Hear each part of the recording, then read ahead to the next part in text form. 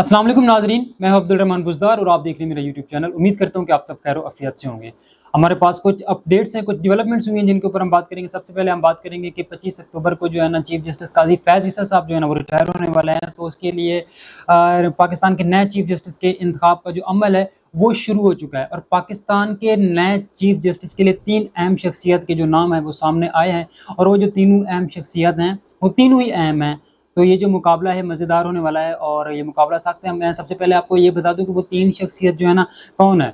उन 3 शख्सियत में से मंसूर अली शाह साहब हैं, मुनीब अख्तर या अफरीदी साहब। ये जो है ना चीफ जस्टिस के लिए नाम 3 सामने आए हैं और ये जो तीनों नाम है ये तीनों ही ग्रेटफुल हैं। तो आए हम अपनी अपडेट की तरफ चलते हैं। पाकिस्तान की तारीख में पहली मरतबा पार्लिमानी कमेटी के ज़रिए मुल्क की सबसे बड़ी अदालत यानी सुप्रीम कोर्ट के चीफ जस्टिस का इंतखाब जो है ना का अमल जो है वो शुरू हो गया। इससे पहले सुप्रीम कोर्ट की हालिया तारीख में अल जहाद ट्रस्ट केस के फैसले की रोशनी में सबसे सीनियर जज ही मुल्क का चीफ जस्टिस होता था। सबसे सीनियर जो जज होता था वो ही मुल्क का चीफ जस्टिस होता था। अगर इस चीज़ को देखा जाए तो मुझे लगता है जो मंसूर अली शाह साहब हैं वो जो है ना सबसे सीनियर हैं। ये जो 3 नाम सामने आए, मंसूर अली शाह साहब जो है ना ये मुझे लगता है सबसे सीनियर हैं। तो अगर इस चीज़ को देखा जाए तो चीफ जस्टिस के लिए वही उम्मीदवार उनको ही होना चाहिए था और वही सिलेक्ट होते अगर पुरानी तरमीम को देखा जाए तो। अच्छा, 6वीं यानी तरमीम की मंजूरी के नतीजे में सुप्रीम कोर्ट के चीफ जस्टिस के तैनाती से मुतल्लिक तश्कील पाने वाले पार्लिमानी कमेटी में हुकूमत और हज़ब इख्तिलाफ के नुमाइंदे शामिल हैं और इसका पहला इजलास आज पार्लियामेंट हाउस में मुनक्किद हो रहा है।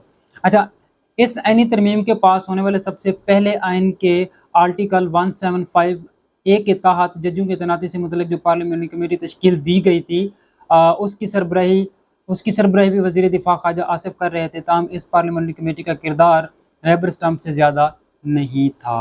अच्छा, पार्लियामेंट्री कमेटी के 12 रुकनी कमेटी में पाकिस्तान मुस्लिम लीग नवाज़ की नुमाइंदगी ख्वाजा मोहम्मद आसिफ, एहसन इकबाल साहब, आज़म नज़ीर, तारण और शाइस्ता परवेज़ मलिक कर रहे हैं। जबकि पाकिस्तान पीपल्स पार्टी की तरफ से राजा परवेज़ अशरफ, सैयद नवीद कमर और सेनेटर फ़ारूक जो है ना एच नायक को नामजद किया गया है। ये उनकी उसके लिए। अच्छा, उसके अलावा जमात उलमा इस्लाम के सेनेटर कामरान मुर्तज़ा, MQM के राना अंसार, पाकिस्तान तहरीक इंसाफ के बैरिस्टर गौहर अली खान और बैरिस्टर अली ज़फ़र, जबकि सुन्नी इत्तेहाद कौंसिल की जाम से हामिद रज़ा भी इस कमेटी का हिस्सा है। ये जो हमने शख्सियत का नाम लिया, ये शख्सियत जो है ये सारी शख्सियत जो है इस कमेटी का हिस्सा है। तहरीक इंसाफ ने अगरचे इस कमेटी के लिए अपने नुमाइंदों को नामजद किया, ताहम जमात ने चीफ जस्टिस के चुनाव के अमल में हिस्सा लेने से इनकार कर दिया।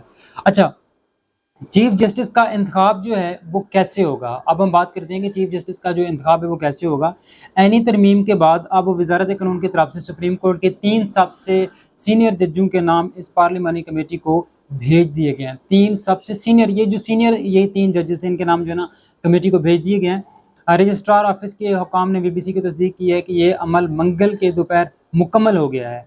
अच्छा, अब कमेटी को इनमें से एक जज को बतौर चीफ जस्टिस तैनाती की मंजूरी 2/3 अक्सरियत से देनी होगी।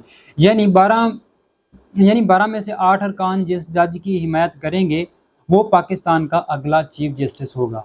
अब टोटल 12 होंगे, यानी 12 में से 8 अरकान जिस जज की हिमायत करेंगे वो पाकिस्तान का जो है ना अब चीफ जस्टिस होगा। लेकिन ये थोड़ा मुश्किल है, लेकिन एक ना एक ने सेलेक्ट तो होना ही होना है। और ये जो 3 शख्सियत हैं ये तीनों शख्सियत ही अहम है और ग्रेटफुल है। तो इनमें से एक को उन्होंने सेलेक्ट करना है। जहाँ तक हमारा अंदाज़ा है इनमें से सब में से सीनियर जो है ना वो तो मंसूर अली शाह खान साहब है।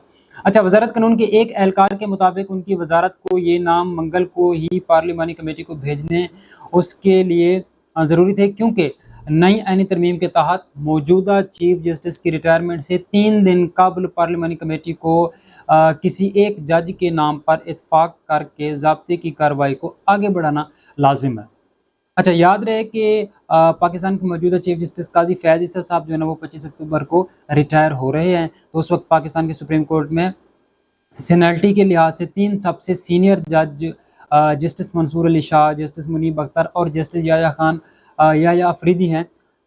तो देखें, इनमें से जो ये 3 अहम शख्सियत के नाम दिए गए हैं, इन सब में से जो सबसे ज़्यादा सीनियर जो है ना वो तो चीफ जस्टिस जो है ना मंसूर अली शाह साहब हैं। और जब काजी फैज़ ईसा कोई रिटायरमेंट का हवाला देते थे कि काजी फैज़ ईसा जो है ना अब रिटायरमेंट लें, तो सबसे पहले जो सबकी ज़ुबान में यही होता था कि अब जो है ना चीफ जस्टिस मंसूर अली शाह साहब ने ही आना है।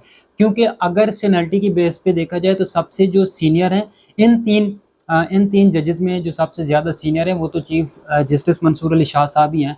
तो इस अगर सीनियरिटी को देखा जाए तो जहाँ तक हमारा अंदाज़ा है तो वो चीफ जस्टिस मंसूर अली शाह ही होंगे, क्योंकि ये इन तीन शख्सियत में से सबसे ज़्यादा जो सीनियर हैं वो चीफ जस्टिस मंसूर अली शाह ही हैं। तो आइए अब देखते हैं कि किस तरह से अरकान जो है ना वो किसको सिलेक्ट करते हैं। 12 में से 8 ने जिनको सिलेक्ट करना है, तो ज़्यादा चांसेस जो है ना उन्हीं के ही होंगे। ज़्यादा चांसेस लग वैसे जो है ना मंसूर अली शाह साहब के